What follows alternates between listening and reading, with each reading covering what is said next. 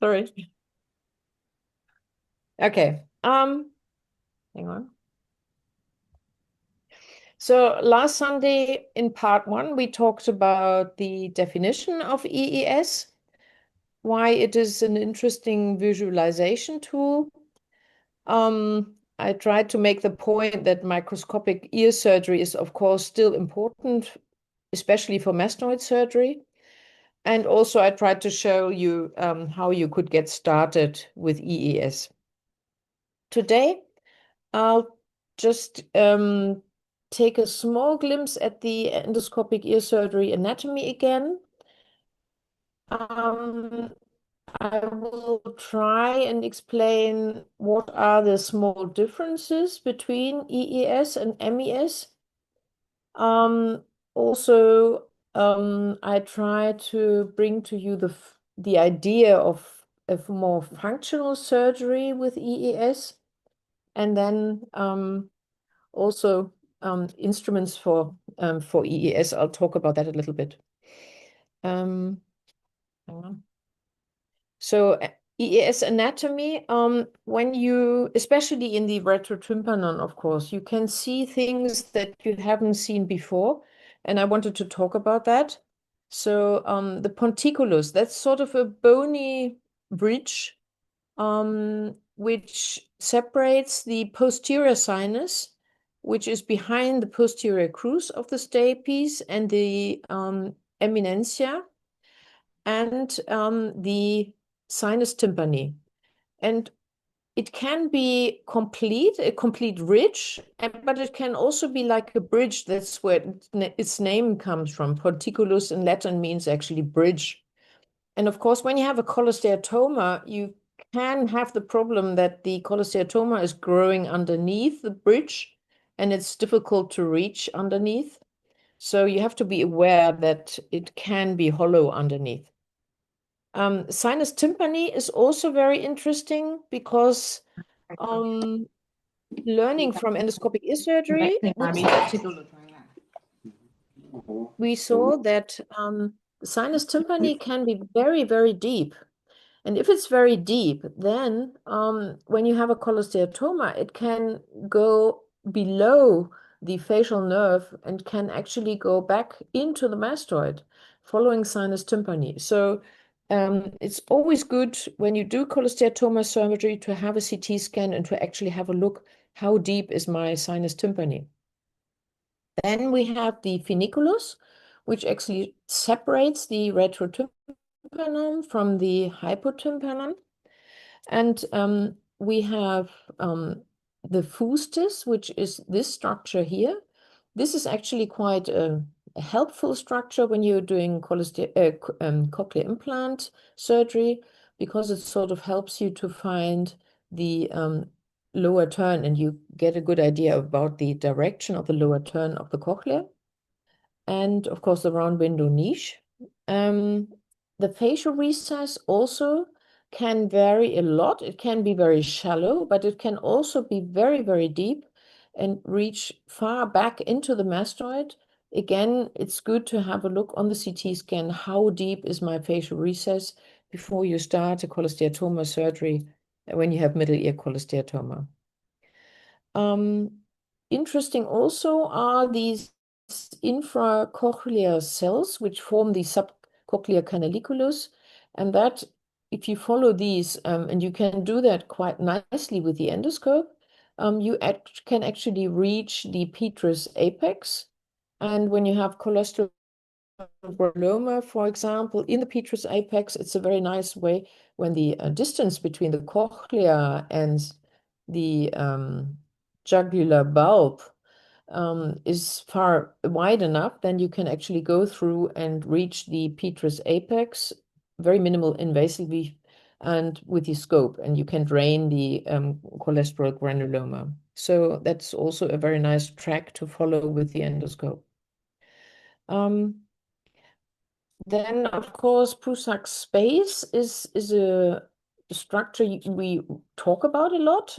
It's normally ventilated with air coming from the eustachian tube, and then it sort of goes down here and it comes up here, and then it goes up here and ventilates this space, and the medial border is actually the lateral malleolar fold, and it spans out between the short process of the incus and the lateral malleolar fold. And of course, you can see retractions quite often, also with the microscope, but the endoscope is actually intraoperatively very helpful to actually visualize the Prusak space.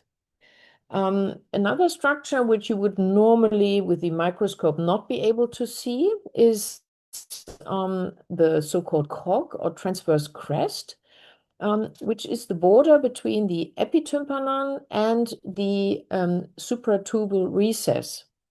And also the cog helps you to find the geniculate ganglion because it sort of points to the geniculate ganglion, which is placed between the cochlear-reform process, and the cog. And you would expect it to be right behind, the structure there. And of course, when you're sort of checking patients with primary facial palsy in a skull-based fracture, then that's the place you want to go to, because very often the fracture lines go to the geniculate ganglion. So it's very helpful to be able to see that. And then here you can see the view back. Now this is with the 30-degree scope. After the lateral attic wall has been removed, there had been cholesteatoma. And now I'm sort of checking backwards, looking into the antrum. And here you can just about see the lateral semicircular canal. And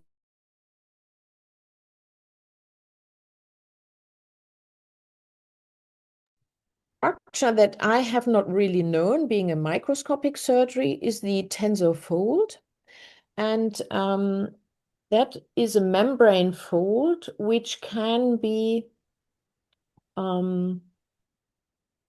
seen. It's not always present, but it's there in about 80% of the patients. And it can be complete, like I've shown here, or it can be incomplete. If it's complete, it means that all the ventilation of the mastoid and the epitympanon must go via isthmus tympani. If it's incomplete, then of course you have a second ventilation pathway which goes up here. Now the position of this fold can differ. It can be horizontal. Then of course you have no supratubal recess, but a very, very large anterior epitympanon. Or it can be vertical, you know, go, reaching the cog, and then you have a very, very large supratubal recess and a very small anterior epitympanon. So it's actually quite an interesting structure to keep in mind when you're performing cholesteatoma surgery. And if you have a small cholesteatoma in the epitympanon, it makes sense to look out for the tensor fold and to open it up and make a point of opening it up so that drainage and ventilation are improved.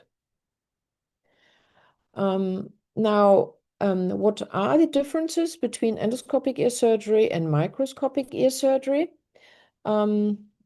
Now, last Sunday, I talked already that, most of the time we go transmeatally into the middle ear, and that we have to remove much less bone because the vision with the scope, because of the wide angle the modern scopes have, is so good that you don't have to remove a lot of bone to see the ossicular chain, for example.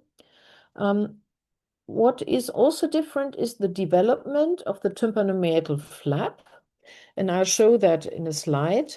When you're performing microscopic surgery, your flap would be developed like this. I mean, you would have an incision there, and then you would sort of develop the tympanomeatal flap from posterior to anterior to get into the middle ear.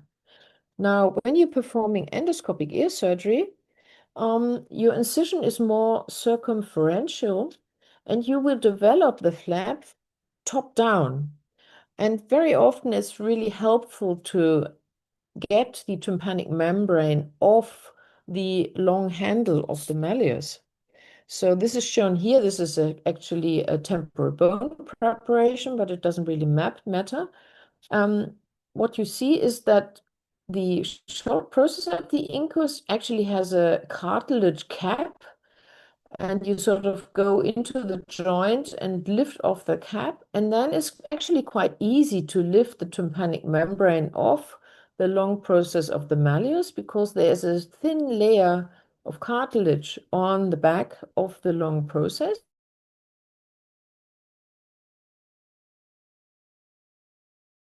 Fibrous yeah, fibers going into the tympanic membrane and really fixing it with the umbo. And there, usually, you have to use the scissors, the micro scissors, to get the tympanic membrane off this fibrous layer of tissue. And then you can actually put down your tympanic membrane, and you've got the whole middle ear in front of yourself, and you can do whatever you need to do in the middle ear with the scope. Being out of the middle ear most of the time, but of course you can also move it in then because you've got enough space and you will not cause heat damage to the tympanic membrane. The reduction of the anterior meatal wall actually is much less using the scope. Um, of course, in a situation like this, also with the endoscope, you would have problems working on your perforation because you might find it difficult to reach with your instruments. You can see, I mean, putting the scope in, you would be able to see your perforation completely, but you would not be able to actually manipulate. So, in that case, you would have to remove a little bit the anterior wall so you can actually get with your instruments to the perforation. But of course, the view of the anterior tympanomeatal angle is always good with the scope. So I sort of compared my own surgeries. I took 60 years, which I did before I did endoscopic ear surgery, and then compared them with 60 years I did in the endoscopic area. And what you find is that in EES, not to do anything in the external meatus is really in 88% of the cases, but in microscopic ear surgery, I would find it helpful in 40% to actually remove some bone in the external meatus to get space and to improve vision and to have a better control of the pathology in the middle ear. Okay, now when we look at myringoplasty, I want to make the point that compared to microscopic ear surgery, there's sort of a special step in the normal routine of performing myringoplasty, which involves the ventilation routes. Now, of course, the steps of the myringoplasty are clear for all of you. I mean, you refresh the rim of your perforation, you develop your tympanomeatal flap. Once you've done that, you know how much material you need. You harvest your graft. I know that some surgeons harvest the graft at the beginning, but I like to do it after my tympanomeatal flap because then I'm sure I know the size of my graft. And then the next step will be that you check your ossicular chain. That's obligatory, I think, in all cases, just to make sure that the ossicular chain is intact. But, and that's important now, with the endoscope, you should also check middle ear ventilation. And I think the point is that we really want to know why this patient has this pathology. So we want to help the ear to accept the graft and to heal. And it makes sense to actually make a point and have a look anteriorly into the opening of the eustachian tube. And if there is granulation tissue, if there are membrane folds, I can only advise you to actually open them up to improve ventilation and drainage. And I think that the healing process will be better. And then, of course, you close your perforation in the underlay technique. You put back your tympanomeatal flap, and then you pack your external meatus, and that's the end of the surgery. Sometimes it's nice because with the scope, you can actually see the ossicular chain. So here I'm touching the malleus. I can actually see that the stapes is moving. So I have already checked my ossicular chain before I have even opened up the ear. Now, in this case, you will find that you don't really have to develop a tympanomeatal flap, which I'm trying to show here. So this is the sort of refreshing of the rim. And now I'm lifting the squamous cell epithelium of the malleus handle. And then, of course, there's no need to go into the middle ear. We can see that there is no granulation tissue. We see the opening of the eustachian tube. Now, then we put the graft in the underlay technique, but we can do it without a tympanomeatal flap. And of course, that saves a lot of time and makes us a lot faster. Of course, that's only possible. Now we can actually see that, everything is clear. There's no problem with the eustachian tube. So we put some gel foam or whatever you have or usually use into the middle ear. And then you can put in the graft. The graft is already sitting here, waiting to be put in. And this is something you have to be aware of. This leaf looks really large, but that's just because of the bullseye effect of the endoscope, that it seems so large. When we put it in, we'll see it's the correct size. But there is some distortion of the picture of the scope, and you have to be aware of it. So,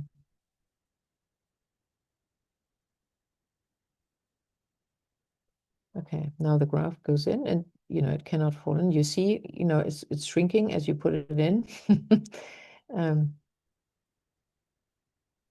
And of course, you can, push it in the underlay technique. You push it under your squamous cell epithelium.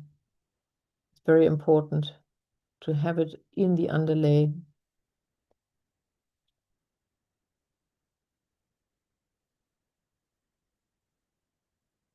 It's sort of rolled in, so it has to be everted again.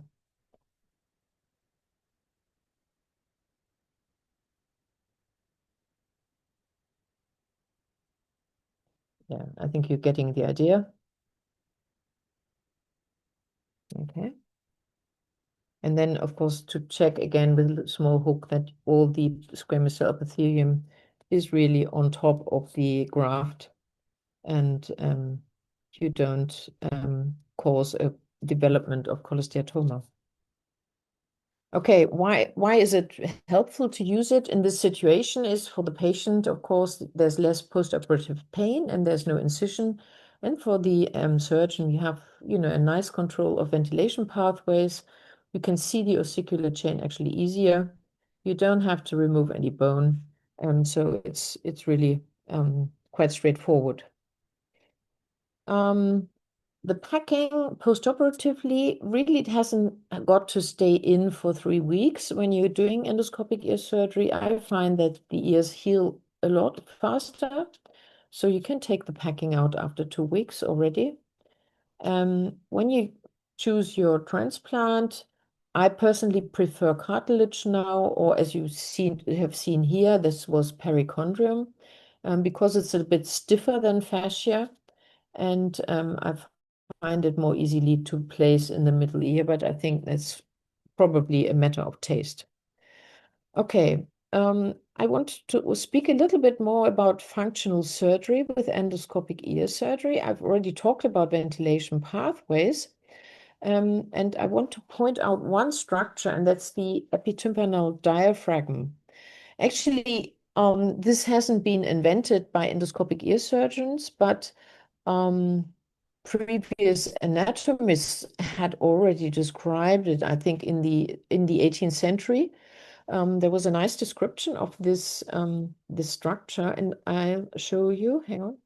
Here, when you look sort of from above onto the incus and the malleus, there are membranes folds spanning out from the ossicular chain, and they are causing, membrane folds, like you can see here. This was actually a case with an epitympanoid cholesteatoma, and there was a complete epitympanoid diaphragm, and I the isthmus tympani was also blocked, so there was no air, I think, coming in from the eustachian tube up to the epitympanon, which I think is probably the reason why this patient developed cholesteatoma up here. So here, of course, it's important when you are doing your reconstruction, you have removed all your squamous cell epithelium, you have cleared your cholesteatoma, that you actually open up these membrane folds in the epitympanoid diaphragm to improve ventilation and drainage up here. And this is sort of the kind of membrane folds that you see that you should always clear. And then, of course, the tensor fold, which can be opened with the endoscope. So with the scope, I think it's much more easy to open up the ventilation pathways rather than, when you compare it with microscopic ear surgery. Now, the endoscopic ear surgeon, I think especially the Italian group in Bologna with Prisciutti and Daniele Marchioni, they actually had a new idea about the development of cholesteatoma. And I think we all know cases like this, where you have a normal pars tensor. There's no problem with eustachian tube function, but you still have cholesteatoma up there. Of course, there's the other case where you have, adhesive otitis media effusion in the middle ear. And these patients, of course, can also develop cholesteatoma. But the idea is that possibly it could be possible that these patients, although they have a good, well-functioning eustachian tube, they have membrane folds actually blocking the ventilation pathway, so that the epitympanon is not ventilated because of a complete epitympanic diaphragm, perhaps because there are some membrane folds here, and because this patient had acute otitis media several times, perhaps as a child. And so they sort of said maybe there is something like selective dysventilation in the middle ear, meaning not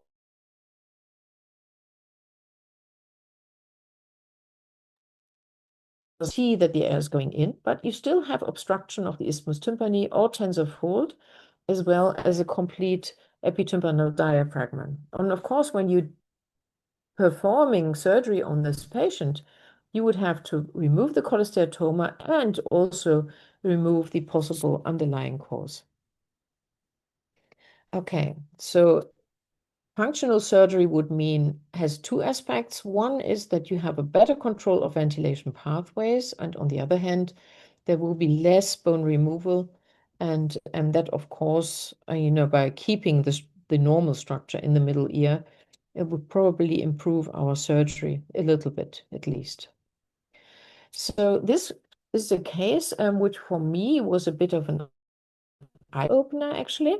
It was an 88-year-old boy, and he received multiple ventilation tubes in the past. But 2 years after grommet removal, he still had perforations here in the posterior quadrant of the tympanic membrane.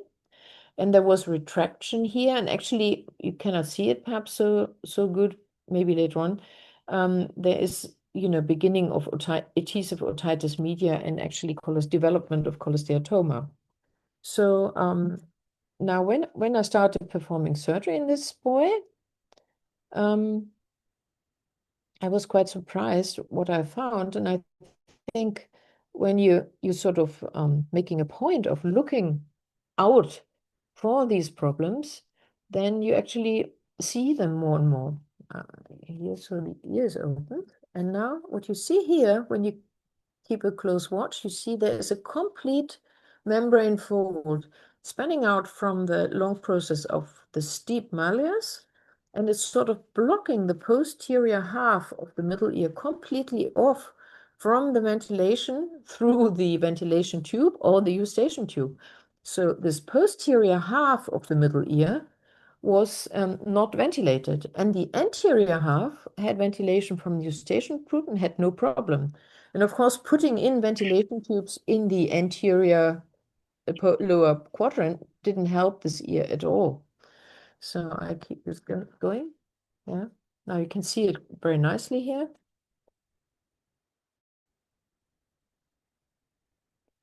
So of course, in this patient, it's really important that you open up this blockage before you reconstruct your tympanic membrane. And really, actively make a point of opening. And I think you can see quite nicely that anterior here, the mucosa looks really healthy. And in the back half, you sort of have granulation tissue, you have infection, and it's really a chronic ear. So it's very important that you now actually check that the isthmus tympani is open. Just, you see now, you can look up nicely here, and it's open up there. And of course, when you now close your tympanic membrane with, I used a piece of cartilage, then of course you have the chance that this ear is going to heal. Now, I'll talk a little bit about instruments, because that, of course, always is a subject when you talk about endoscopic ear surgery. This is sort of what our normal ear table looks like. These are the normal ear instruments, straight ear instruments for microscopic ear surgery. We also still have, all the stuff for what you need for a microscopic ear. But then we also have these suctioning instruments. And there are actually quite a few companies now producing suctioning instruments, like, Fantix, I think is an American, then Grace Medical or Spiegel and Theis from Germany. And they developed, different curved instruments, which are very handy to have actually when you're performing endoscopic ear surgery on a severely infected and bleeding ear, or when you're doing cholesteatoma surgery. The idea is that your instrument you're working with is actually also suctioning, so that you are not missing, that you cannot hold a suction in the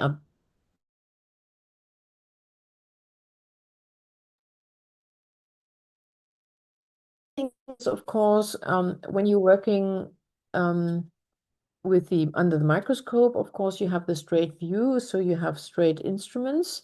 They are slightly curved at the tip, but basically they're straight. Now, when you're doing cholesteatoma removal with the endoscope, you'll find that you would not be able to reach here. You can see cholesteatoma perhaps, but you cannot get there. So you need some curved instruments, and a very nice instruments to have, especially in cholesteatoma surgery, is actually this Thomasin dissector, which is very bent actually, but it's very nice to use with the endoscope. It's sort of like a shovel at the tip, and it helps you to get out cholesteatoma. So it's really, I think every endoscopic ear surgeon loves this instrument.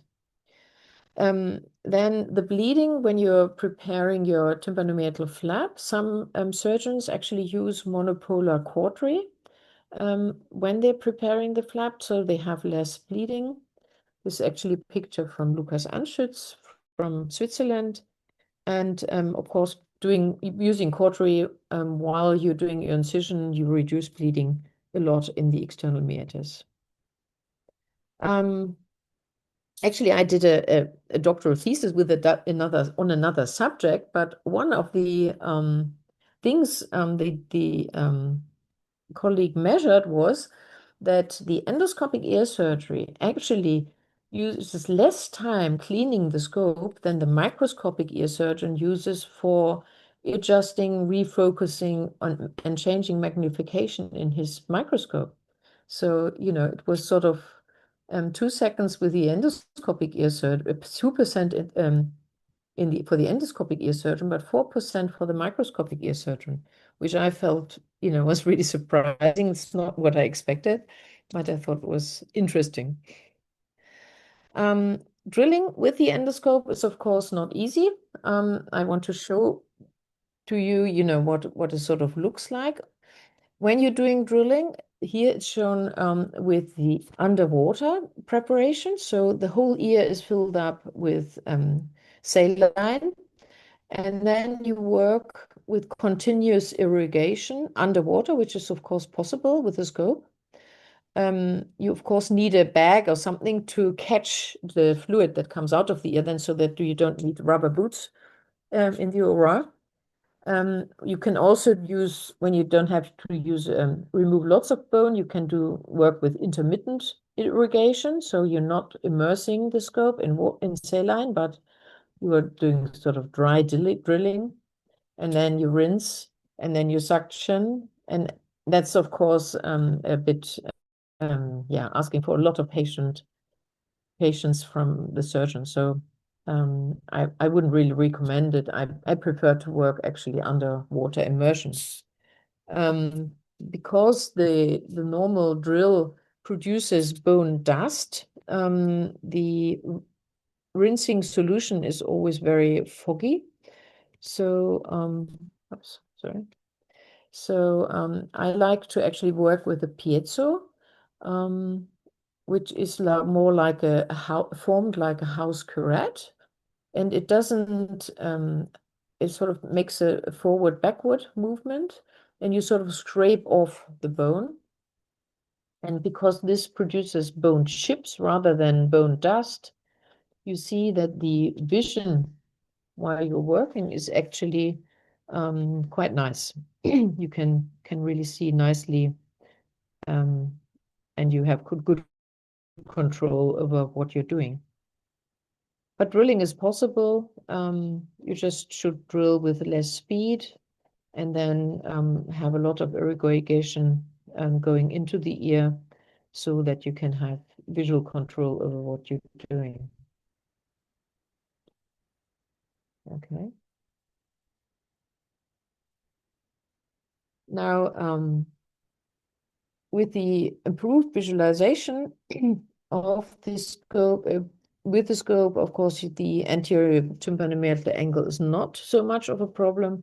But of course, when you have a case like this, with exostosis in the external meatus, then you still have to remove the bone. And this is shown here, that, the exostosis has to be removed first, and then you can perform your middle ear surgery. So that's not so different from microscopic ear surgery. In the end, really, I want to make this point, which is a citation from Howard House. It's not the technique, the instruments, or particular procedures that lead to successful results, but rather the hands and the mind behind those instruments. And I think with that, I would like to show you some books you could read. What I really love is this book, which is by the Italian group from Bologna, and Daniele Marchioni. He's an artist, and he did all the drawings in the book himself. And of course, that's very different from, paying a person to do it rather than do it yourself. So the illustrations in this book are really marvelous. They're beautiful. So if you want to, learn ear surgery, I would always recommend that book. And this is historically interesting because Thomasin, a Belgium, he was really the first person to describe endoscopic ear surgery. So I thank you for listening.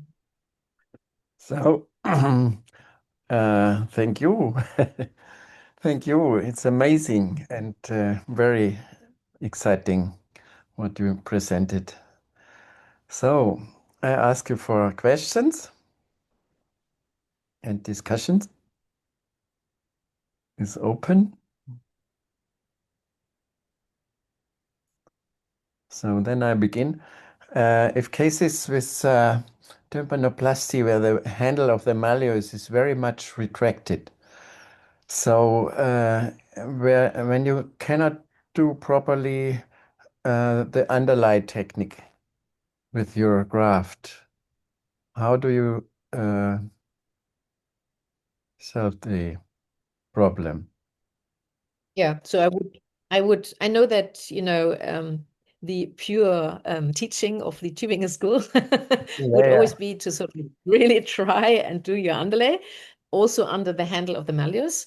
yeah. But I've actually left that concept now. So I would do a combination over underlay. So I would place my graft on the handle of the malleus. Of course, make sure that all the squamous cell epithelium is off. And then under the rim of the perforation, in the pars tensa, I would place it underneath in the underlay technique. So do a combination of both. Mhm. So the dogma that you cannot put the graft on the handle is left. Yes. Yeah. I like to actually use sort of a cartilage graft with a little notch at the Mhm. tip, and you can sort of put it on and actually, yeah, stick the malleus so the graft has a nice contact with the malleus, because you of course don't want it to lift off the malleus, because then you lose amplification. So you want to have a nice contact between the graft and the handle of the malleus. Yeah. So you have to make sure there. And do you cut the muscle in the middle ear in those cases? The muscle, Yes. the tensor muscle. Yeah. No, no, that's not Oh, necessary. okay. No, no, no. You Just do that, or do you cut the muscle? no, just in sometimes, but the idea behind that is that you give more take out of the tension of the Okay. Mhm. articular chain in some kind. I'm also a physiotherapist, so I think a Yeah, little. yeah, I know. You love muscles. I like the muscles also.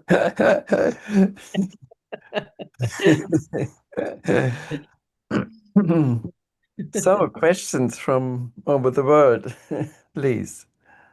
I have to say, we had lately a case, and the malleus of handle was quite retracted almost onto the promontory, so you couldn't get the graft between almost.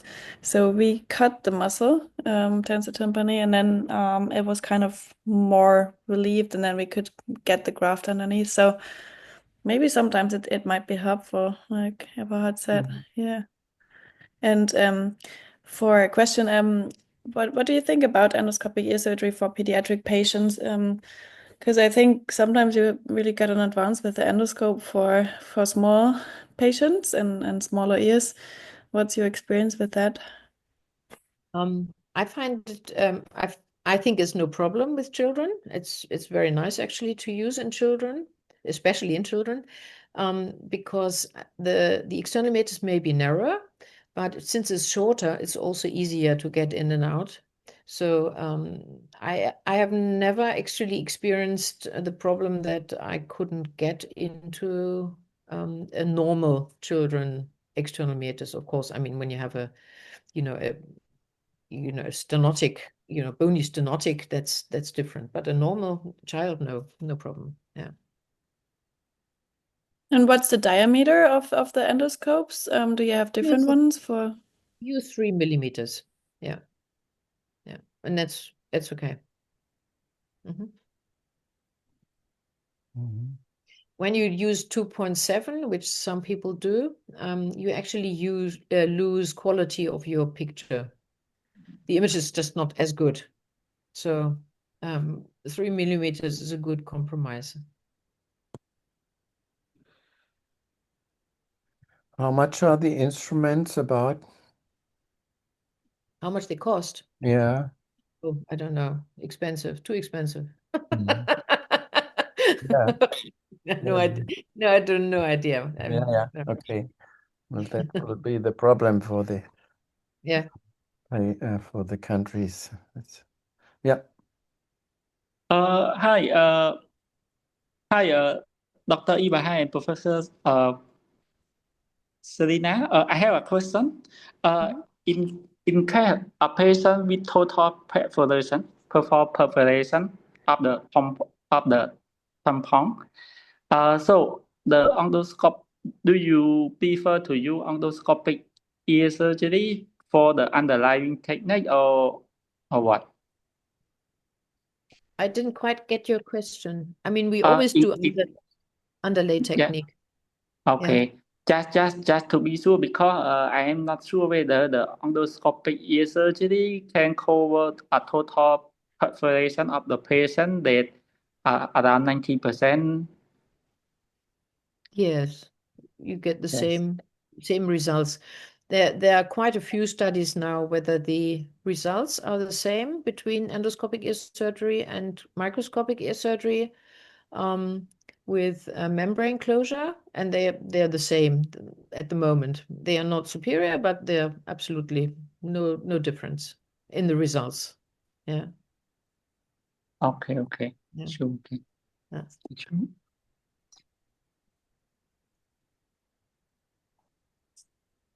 Sebastian, how is the situation in Regensburg? How many do you perform with endoscopic and microscopic surgery? No, Sebastian is not online maybe anymore. Yeah. In Salzburg? And we do mostly microscopic ear surgery. Mm. We only use the endoscope in cholesteatoma cases to check, for example, Yeah. the sinus tympani if it's hard to be visualized with the microscope. Yeah. But as a question from my side, do you have any courses you would recommend to get started in endoscopic ear surgery more? Because I was once looking for some and didn't really find any courses. We have a course in June. Oh, it's good. Next year, 12th of June. I'll note that. Yes. It's also with temporal bone preparation Yeah. endoscopically. Yeah. Mhm. And of course, I know that the Bologna group, they have a course, and Anschutz in Lausanne also. Okay. I think there are 3 very good courses actually. And the Oh. Sydney group, they have one too, but that's perhaps a bit far to travel. I mean, Not for all here.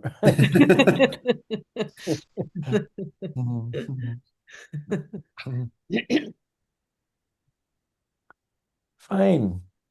So thank you again for that lecture. Amazing. So if there are not more questions, I leave you for the rest of the Sunday, and we will discuss among us what we can present next Sunday before Christmas then. Yes, thank you again, Professor Preyer, and thank you for all who were coming. yeah. And Thanks for the Thank you. talk. It was Thank great. Thank you very Yeah. much. Thanks.